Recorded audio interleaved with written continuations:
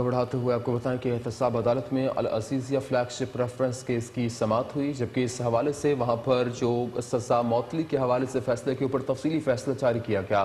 اسی حوالے سے رپورٹ کر رہے ہیں ضمیر حسین۔ ضمیر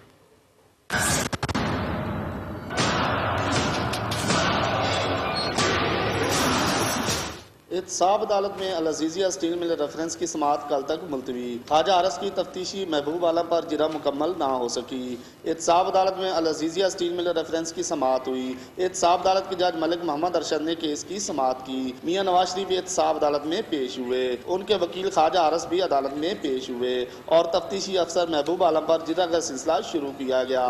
سماعت سے پہلے نواز شریف نے غیر رسمی گفتگو بھی کی اور کہا کہ رانا مشہود کے بیان پر شہباز شریف نے نوٹس لیا ہے۔